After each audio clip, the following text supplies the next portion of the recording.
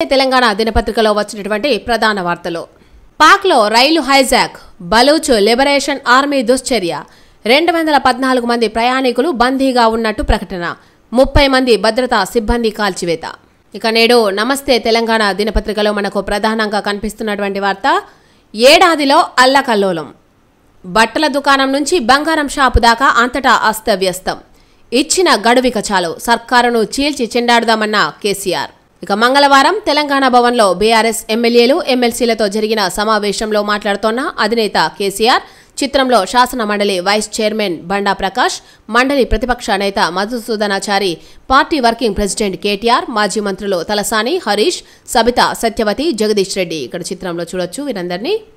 ప్రజా వ్యతిరేక విధానాలపై ప్రభుత్వాన్ని నిలదీయాలి, ప్రజలు ఎదుర్కొంటున్న సమస్యలపై రాజీ లేనిపోరు, రాష్ట్రంలోని రైతాంగ సమస్యలపై రణబేరి మోగిద్దాం, బీసీ రిజర్వేషన్, ఎస్సీ వర్గీకరణ బిల్లులకు మద్దతిద్దాం, ఉద్యోగుల సమస్యలపై ఉభయ సభల్లో గలమెత్తాలి, బీఆర్ఎస్పై తప్పుడు ఆరోపణలను తిప్పికొట్టాలి. పార్టీ ప్రజాప్రతినిధులకు అధినేత కేసీఆర్ దిశానిర్దేశం. ఏడాదిలోనే తెలంగాణ అల్లకల్లోలమైంది. కాంగ్రెస్ ప్రభుత్వం తెలంగాణ ప్రజలను నిర్దయగా ఏడిపిస్తోంది. బట్టల దుకాణం నుంచి బంగారం షాపు దాకా బాధపడని మనిషి లేడు. వాళ్లకు 15 నెలల సమయం ఇచ్చినాం, ఆ గడువు చాలు, ఇక చీల్చి చెండాడండి అని బీఆర్ఎస్ అధినేత కల్వకుంట్ల చంద్రశేఖరరావు పార్టీ ప్రజాప్రతినిధులకు దిశానిర్దేశం చేశారు.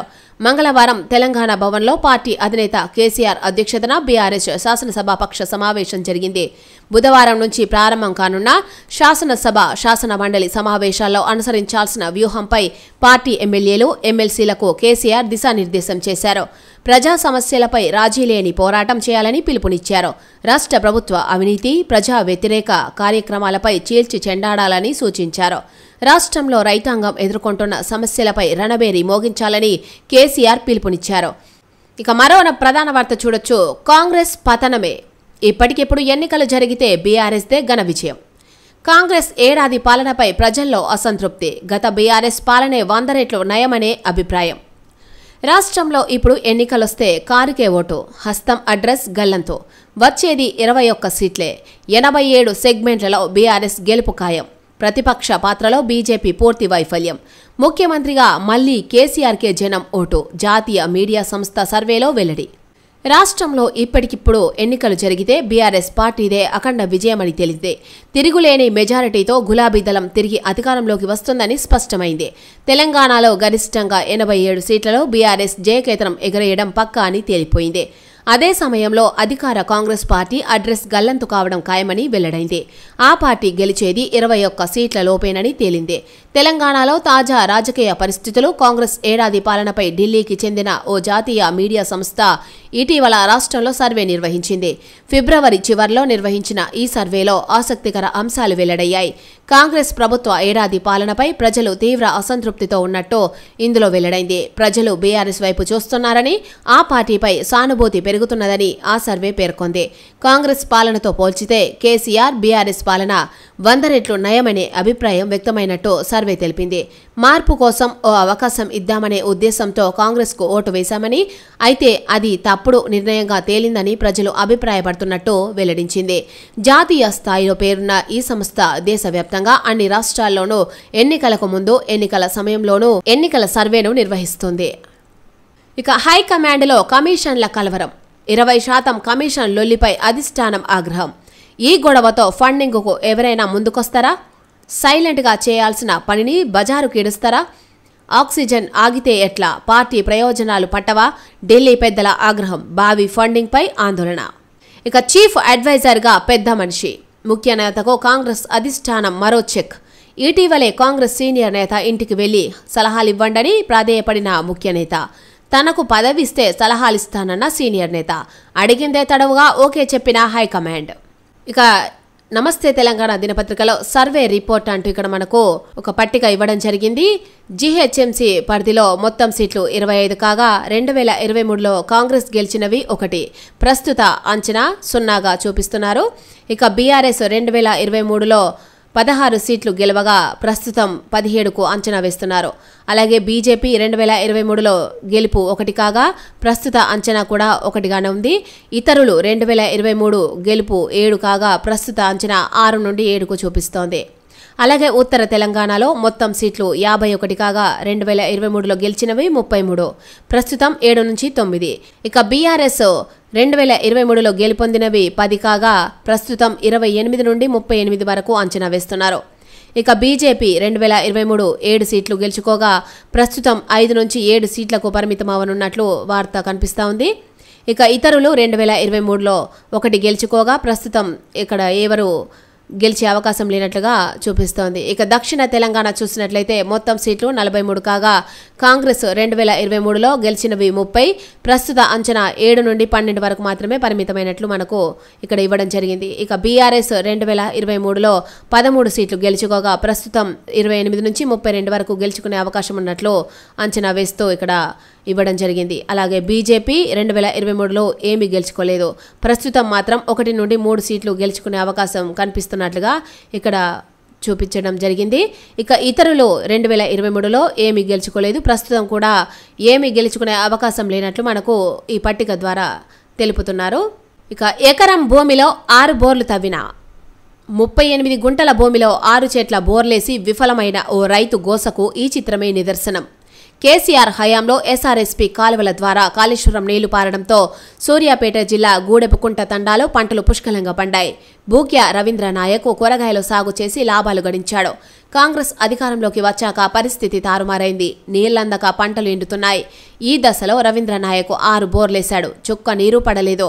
కానీ 3 లక్షల అప్పు తేలింది. ఇక 6 చోట్ల బోర్లు వేసినటువంటి మార్కింగ్ దృశ్యాలు ఇక్కడ చిత్రంలో ఇవ్వడం జరిగింది. ఇక నీళ్ల యాతన మళ్లీ మొదటికి. కాంగ్రెస్ వాళ్ళు తెలంగాణను ఆగం చేసిండ్రు. ఉమ్మడి పాలన నాటి పరిస్థితి కనిపిస్తోంది. బాబు చెప్పినట్టు కేఆర్ఎంబీ ఆడుతున్నది. ఊర్లల్లో రైతులు అరిగోసపడుతున్నారు. మనలో మనమే కట్లాడుకునేలా చేసిండ్రు. మరోసారి ఉద్యమం చేయక తప్పదు. సారు మీరే ముందుండి పోరాడాలే కేసీఆర్ను కోరిన రైతు బోర్ల రామ్రెడ్డి. తెలంగాణ భవన్లో బీఆర్ఎస్ అధినేత కేసీఆర్ను కలిసిన నల్లగొండ రైతు బోర్ల రామ్రెడ్డి ఇక్కడ చిత్రంలో చూడొచ్చు.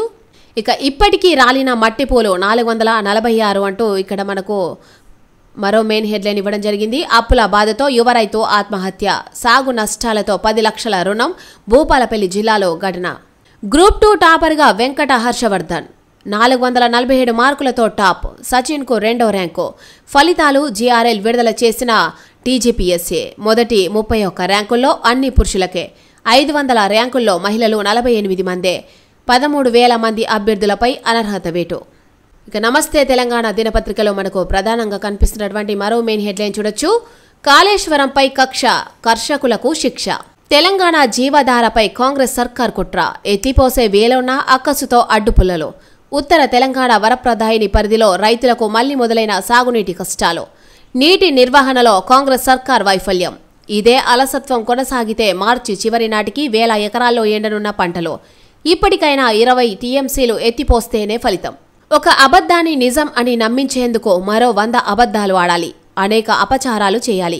ఇప్పుడు కాంగ్రెస్ ప్రభుత్వం చేస్తున్నది అదే. 4 ఏళ్ల పాటు యాసంగిలో సైతం చివరి ఆయకట్టు వరకు జీవధారను అందించిన కాళేశ్వరం ప్రాజెక్టుపై కూలిపోయింది, కుంగిపోయింది, 1 ఎకరం కూడా పారించలేదు అని నోటికొచ్చిన అబద్ధాలాడింది కాంగ్రెస్.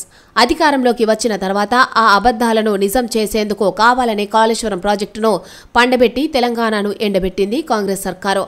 తాము చెప్పిన అబద్ధాలను నిజాలు అని నమ్మించే విఫల ప్రయత్నంలో భాగమే ఎండలు బాగా కొడుతున్నందున పంటలు ఎండిపోతున్నాయి. గతం కంటే ఈ యాసంగిలో ఎక్కువగా పంటలు సాగు చేయడం వల్లే నీళ్లు చాలడం లేదు అనే కొత్త అబద్ధాలు. కేవలం ఎండల వల్లే పంటలు ఎండుతున్నాయా అన్నదానికి కేసీఆర్ హయాంలో ఎండలు లేవా అని రైతులే జవాబు చెబుతున్నారు. ఇక ఎక్కువ భూముల్లో సాగయింది అన్నదానికి వచ్చే వడ్లు జవాబు చెప్పడం ఖాయం. కాంగ్రెస్ అబద్ధాల సంగతి ఇట్లా ఉంటే అంతకంటే పెద్ద అపచారం కాళేశ్వరానికి రిపేరు చేయించకపోవడం. బరాజుతో సంబంధం లేకుండా కన్నెపల్లి వద్ద నీటిని ఎత్తిపోసే వెసులుబాటు ఉన్నా కావాలని ఆ పని చేయకపోవడం. తమ నిర్వాహకంతో ఎస్ఎల్బీసీ సొరంగాన్ని కొప్పకొల్చిన ప్రభుత్వం. 17 రోజులైనా మృతదేహాలను బయటికి తీసుకురాలేని ప్రభుత్వం. ఇంత జరిగినా సొరంగాన్ని త్వరలోనే పునరుద్ధరించి 1.5-2 ఏళ్లలో ఎస్ఎల్బీసీ ద్వారా 4 లక్షల ఎకరాలకు నీళ్లిస్తామని చెప్తోంది. మరి కుప్పకూలిన ఎస్ఎల్బీసీని పునరుద్ధరించే వాళ్ళు 15 నెలలైనా కాళేశ్వరం ప్రాజెక్టులోని ఒక పిల్లర్కు ఎందుకు మరమ్మతులు చేయలేకపోతున్నారు? పిల్లర్ కాదు, బ్లాక్ను కొత్తగా నిర్మించాలన్నా ఏడాదిలో పూర్తయ్యేది కదా, అదెందుకు చేయలేదు? గనుల నిబంధనలకు సున్నం, రాష్ట్ర ఖజానాకు కన్నం. ఇక హద్దులు దాటిన పెద్దల బేరం అంటూ ఇక్కడ మనకు మరో ప్రధాన వార్త కనిపిస్తూ ఉంది. పరిధి చెప్పకుండానే సూర్యాపేట సున్నపరాయి గనుల వేలం. డీజీపీఎస్ కార్నర్ పాయింట్లు లేకుండానే ఈ టెండర్ల ప్రక్రియ. 3 బ్లాకుల వేలంలో ఎంఎండీఆర్ చట్టానికి తిలోదకాలు. రిజర్వ్ ఫారెస్టులో నచ్చినంత తవ్వుకునేలా పరోక్ష వెసులుబాటు. 2 బ్లాకుల్లో అక్రమ మైనింగ్పై ఇప్పటికే కోర్టులో కేసులు. అవే బ్లాకుల్ని దక్కించుకున్న వివాదాస్పద సిమెంట్ కంపెనీలో పోటీ లేక మరో బ్లాక్ను రద్దు చేస్తోన్నట్టు ప్రభుత్వం ప్రకటన. ఆర్బీఐ కింద ఈ టెండర్ల సమాచారం ఇచ్చేందుకు నిరాకరణ. వ్యక్తుల ప్రాణాలకు హాని ఉన్నదంటూ గనుల శాఖ తిరస్కరణ. ఒక రిజర్వ్ ఫారెస్టులో 1000 హెక్టార్ల సున్నపరాయి నిక్షేపాలున్నాయి. అందులో 200 హెక్టార్లలో మైనింగ్కు ప్రభుత్వం అనుమతి ఇవ్వాలనుకున్నది. అప్పుడు ఏం చేయాలి? ఆ 200 హెక్టార్లు ఎక్కడ ఉన్నదో, దాని హద్దులేమిటో స్పష్టమైన సమాచారాన్ని నోటిఫికేషన్లో పొందుపరచాలి కదా. అయితే ఇదేమీ జరగలేదు. పైగా గతంలో అభియోగాలను ఎదుర్కొంటున్న సిమెంట్ కంపెనీలకే ఆ గనుల లీజు కూడా దక్కింది. దీంతో ఈ వ్యవహారం ఏదో అనుమానాస్పదంగా ఉందంటూ ఓ సామాజిక కార్యకర్త అసలు టెండర్ ప్రక్రియ ఎలా జరిగిందన్న వివరాలు ఇవ్వాలని సమాచార హక్కు చట్టం కింద గనుల శాఖను కోరాడు. అయితే వ్యక్తుల ప్రాణాలకు హాని ఉన్నదంటూ గనుల శాఖ ఆ విజ్ఞప్తిని తిరస్కరించింది. ఇదంతా చూస్తుంటే ఆ గనుల వేలం వెనుక ఏదో గూడుపుటాని ఉన్నదన్న అనుమానం ఎవరికైనా కలగక మానదు. సూర్యాపేట జిల్లా హుజూర్ నగర్ నియోజకవర్గ పరిధిలోని సున్నపరాయి నిక్షేపాల మైనింగ్ లీజు వేలం ప్రక్రియ గురించే ఈ ఉపోద్ఘాతమంతా. ఎల్ఆర్ఎస్పై బగ్గుమన్న రియల్టర్లు రద్దు చేయాలని చౌటుప్పల్లో ఆందోళన. చౌటుప్పల్ సబ్ రిజిస్ట్రార్ కార్యాలయం ఎదుట ఆందోళనకు దిగిన రియల్ ఎస్టేట్ వ్యాపారులు ఇక్కడ చిత్రంలో చూడొచ్చు. 2022కు ముందటి రిజిస్ట్రేషన్లకు కొర్రీలు పెట్టొద్దని డిమాండ్. ప్రభుత్వం హైడ్రాతో రియల్టర్లను బిచ్చగాలను చేసిందని ఆవేదన. కాంగ్రెస్ పాలనలో రియల్ రంగం కుదేలైందని వెల్లడి. ఎల్ఆర్ఎస్ను రద్దు చేయాలని డిమాండ్ చేస్తూ మంగళవారం యాదాద్రి భువనగిరి జిల్లా చౌటుప్పల్ సబ్ రిజిస్ట్రార్ కార్యాలయం ఎదుట రియల్ ఎస్టేట్ వ్యాపారుల సంఘం మండల కమిటీ ఆధ్వర్యంలో ధర్నా చేశారు. అనంతరం సబ్ రిజిస్ట్రార్కు వినతి పత్రం సమర్పించి మాట్లాడారు. హైడ్రాతో సీఎం రేవంత్ రెడ్డి సర్కార్ రియల్ వ్యాపారులు అడుక్కునే పరిస్థితి తెచ్చిందని మండిపడ్డారు. ఇక 5 ఎమ్మెల్సీలు ఏకగ్రీవం. ఎమ్మెల్సీలుగా దాసోజు శ్రవణ్, అద్దంకి దయాకర్, విజయశాంతి, శంకర్ నాయక్, నెల్లికంటి సత్యం ఎన్నికైనట్టు రేపు అధికారికంగా ప్రకటన. ఎమ్మెల్యే కోట ఎమ్మెల్సీ ఎన్నికలు ఏకగ్రీవమయ్యాయి. నామినేషన్ల ఉపసంహరణ ప్రక్రియ పూర్తి అయిన తర్వాత ఎన్నికల రిటర్నింగ్ అధికారి ఎన్నిక ధృవీకరణ పత్రాలు అందజేయనున్నారు. ఈ నెల 29తో పదవీ కాలం ముగియనున్న 5 ఎమ్మెల్సీ స్థానాలకు 11 మంది అభ్యర్థులు నామినేషన్లు దాఖలు చేశారు. మంగళవారం నామినేషన్ల పరిశీలన పూర్తయింది. 5 స్థానాలకు గాను బీఆర్ఎస్ నుంచి దాసోజు శ్రవణ్, కాంగ్రెస్ మిత్రపక్షమైన సిపిఐ నుంచి అద్దంకి దయాకర్, విజయశాంతి, శంకర్ నాయక్, సత్యం నామినేషన్లు దాఖలు చేశారు. బీఆర్ఎస్, కాంగ్రెస్, సిపిఐ అభ్యర్థులు దాఖలు చేసిన నామినేషన్లు సక్రమమైనవిగా తేలింది. గురువారం నామినేషన్ల ఉపసంహరణ గడువు ముగిసిన తర్వాత బరిలో నిలిచిన అభ్యర్థులు ఎన్నికైనట్టు ప్రకటిస్తారు. ఇక 17, 18న అంగన్వాడీల ధర్నా. కలెక్టరేట్ల ఎదుట వంట వార్పు. మినీ అంగన్వాడీల 10 నెలల వేతనం చెల్లించాలని భారీ నిరసనలు. 18,000 వేతనం చెల్లింపు సహా ఇతర హామీలు అమలు చేయాలని డిమాండ్. సర్కారు దిగివచ్చేంత వరకు ఉద్యమం. ప్రభుత్వానికి అంగన్వాడీల హెచ్చరిక. అంగన్వాడీల డిమాండ్లలో కొన్ని ఇక్కడ చూడొచ్చు మనం.